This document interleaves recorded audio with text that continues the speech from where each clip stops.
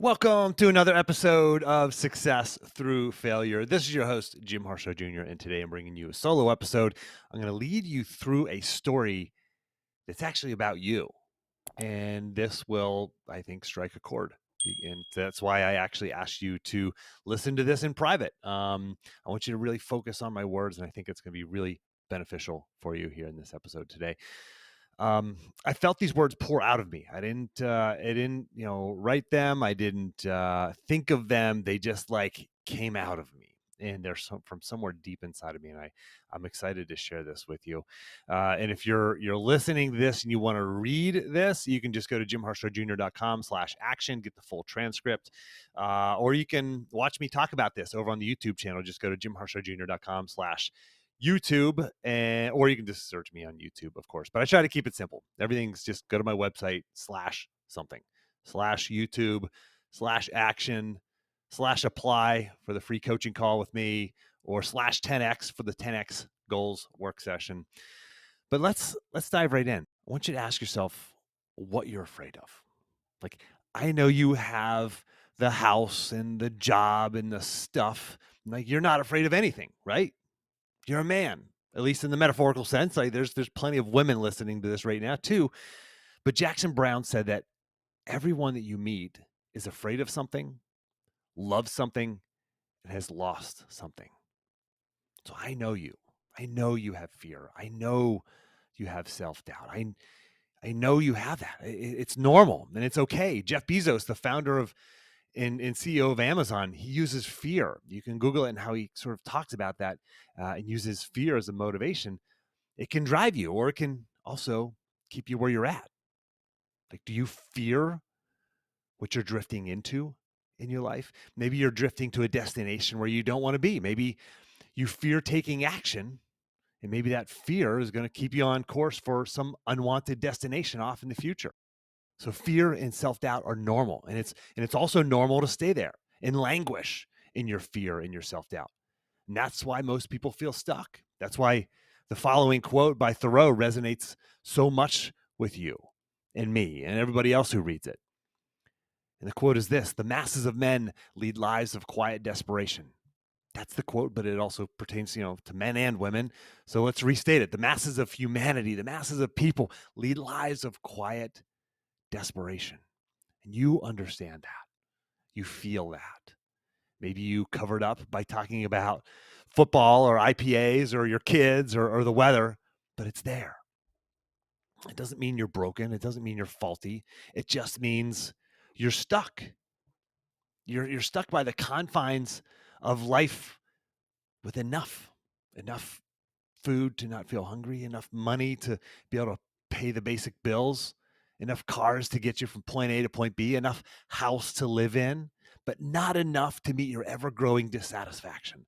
Not enough money, not enough time, not enough house. I know you. I coach clients just like you, and there's fear and there's self-doubt, even in the highest of performers. They don't look like it on the outside. In fact, most of the time, they don't even remember the fear and the doubt that resides inside of them. It's just baked into their being.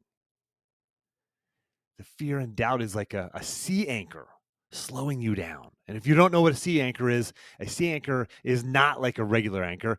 A regular anchor keeps you static in one place, but that's not you. You're moving. You're always moving, maybe moving too much. Maybe you're drifting. A sea anchor is an anchor that sailors use to slow their progress. Think of like a parachute that drags in the water behind the vessel. That's basically what it is. It's kind of like when you see drag racing cars, dragsters with a parachute that helps them stop.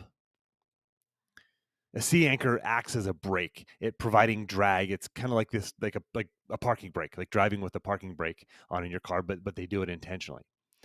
And I really want you to follow this analogy of the sea anchor because it describes everything that you're feeling, what's going on in some area of your life. This fear, this self-doubt, it's like this sea anchor. But there's a difference between a sea anchor that a sailor might use and the one that's attached to you. Yours doesn't have a line attached to it to the top of the boat where you can see it, because if it did, you would just simply cut it and be free. But no, The line tethering you to this sea anchor, this fear and doubt that's represented by this sea anchor, it's attached to the hull underneath the boat, somewhere out of sight. You can't even see it. This fear, this doubt, just like the sea anchor, you know it's there, but you've learned to ignore it because it's just so hard to get to. You don't even know exactly where it's at or where it's coming from. And you'd have to do something scary to address it. You'd have to go overboard into the cold water outside of the comfort and safety of your boat, and it would be dark under there. Scary things lurk there, things you don't want to face. Besides, it would be risky to go down there to try to find the line and to try to cut it, because what if you can't get back in? And cutting the line, it would take time, and you're busy, right? A sailor is busy with whatever sailors do, swabbing the deck. I don't know if the sailors actually do that. Is that actually a thing? I don't know. But you're busy too. What with all the emails you have to return and the social media that you must read so you don't miss something. The football games that you have to watch. But that's the only way to cut the cord. That's the only way to cut the line of this hidden sea anchor that's holding you back. You have to go deep. You can't stay on the surface. You can't stay comfortable. You have to dive deep under the boat where it's dark, where it's cold, and you have to look around and find the line, and you have to cut it. You might even whack at it a few times with your Bowie knife, and you come back to the surface and you think you've dealt with it. You get back in the boat and you realize that you're still tethered. Damn it, you think to yourself, like, I thought he dealt with this. But that tether is still there to the doubt and the fear. It lingers. And you have to go back in and you try again. This time, however, you know where it's at. You've learned from the first time. You learned through failure. You learned that although you've made progress, you failed to fully deal with it. But through your failure, you've become wiser, you're more experienced, more confident that you can get this thing dealt with, and you know which tools you need. And you're taking action the first time, it teaches you that you need maybe a bigger, sharper knife. So you get down there and you get at it again, and you may have to try a few times actually going down underneath the hull to get to this thing before you fully cut the sea anchor of fear and doubt that's slowing you down. And once you do, once you finally cut the cord, once you finally cut the line and release yourself from the fear and release yourself from that self-doubt, you instantly feel movement. You feel change. Oh, I'm moving again. I know it. There's progress. It's happening.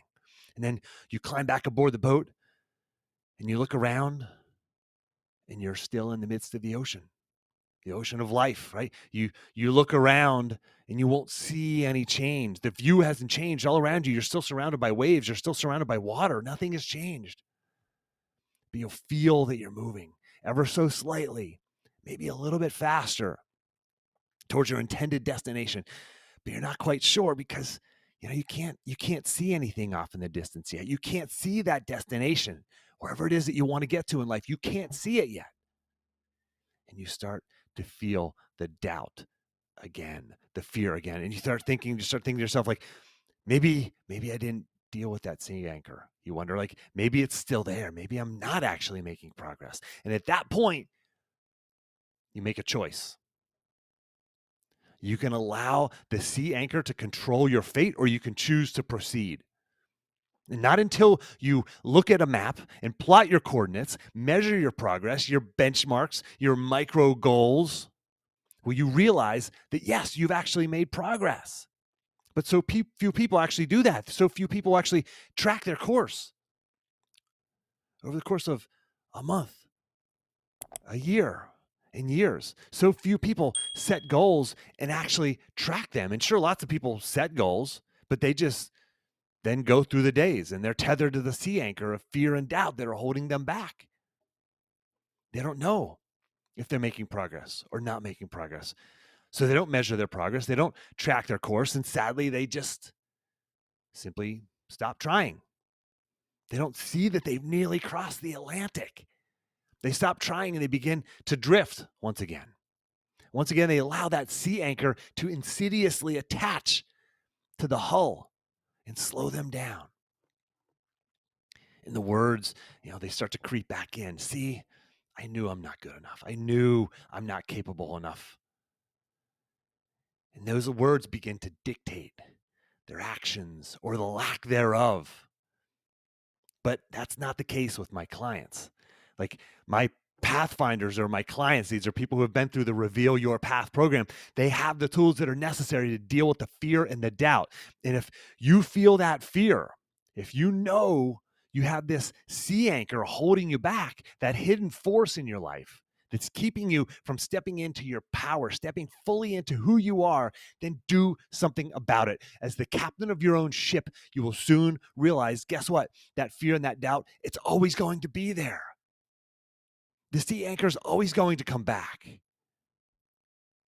And as you learn this, you learn that you have to face it down. You have to be brave. You have to go under and work on cutting the line over and over again. You must move on despite the fact that it's coming back, despite the fact that it's always going to be there, trying to attach back to your hull. You have to move ahead and at the same time, go overboard with the tools that you've learned to use to disable its effects and go at it again and again. These tools in the real world, because this is all a metaphor, but in the real world, these tools are taking action despite fear. They're reciting mantras. They're exercising, physical exercise to create chemicals in your body that are as powerful as medication. They're about having goals, having a plan to achieve those goals and benchmarks and metrics and micro goals to measure your progress. And yes, even working with a coach, getting yourself into a mastermind group. These are the things that will help you identify and free yourself from the negative effects of fear and doubt, that sea anchor slowing you down in your life. But you must do the work that's necessary, even when you don't feel like it. And I don't mean that just the tangible work of making the phone calls or sending the emails or writing the words on the page or strapping on your running shoes. Yeah, that work's important. I also mean the work of cutting the sea anchor, of dealing with your fear, dealing with your self-doubt. Because one morning, as you wake up early to cut the line, to do the work to cut the line once again, one morning when you're tired and you don't feel like waking up, you don't feel motivated, but you do it anyway, you warily, climb to the deck. To extend this analogy, you climb to the deck of the ship, and the sun's approaching the horizon because the sun's not up yet. And you grab your Bowie knife and you set to work to cutting the cord. And when you see off in the distance, you see your destination. It's still a ways off, but it's there. You see it finally, it's in sight, and all the work suddenly feels worth it. You're elated. You've done it. The journey's done. Or is it? Because now you notice between you and your destination, you see obstacles, you see a reef, or you see pirates trying to steal what you've worked so hard for, or you see other ships, they're already docked where you were going to dock. But you have a choice at this point. And you decide to proceed anyway. You've dealt with your fear, you've dealt with your doubts. So those muscles are strong. And you have a toolbox in hand and techniques in your book of tricks that will help you navigate not just your external obstacles of reefs or pirates or other ships, but more importantly, the tools and techniques to deal with your fears and your doubts, because those are ultimately your obstacles. They're your only obstacles.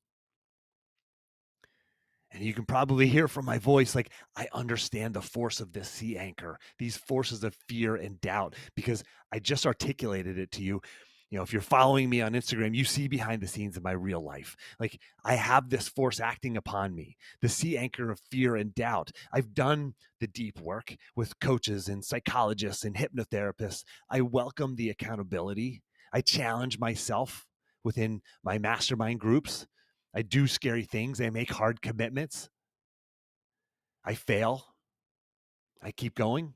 I do the work by asking myself the hard questions.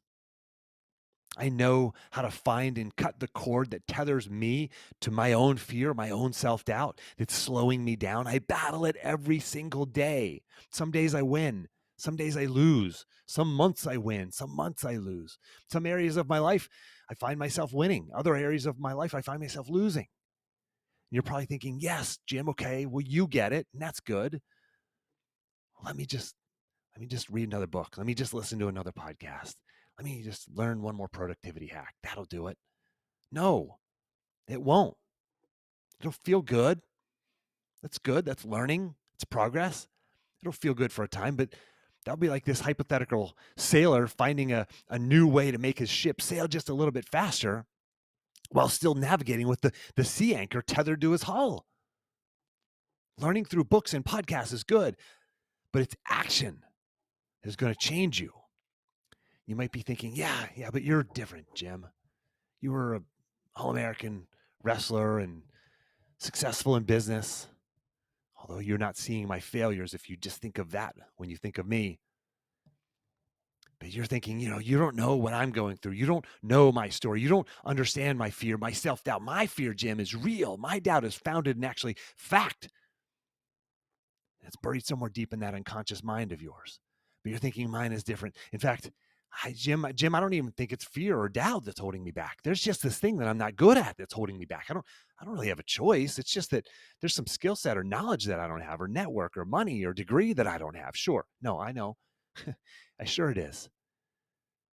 That sailor can do all the work that's necessary to sail towards the destination. But until he deals with that sea anchor, all the trimming of the sails, all the adjusting of the heading, that's still going to leave him struggling and languishing, just like you.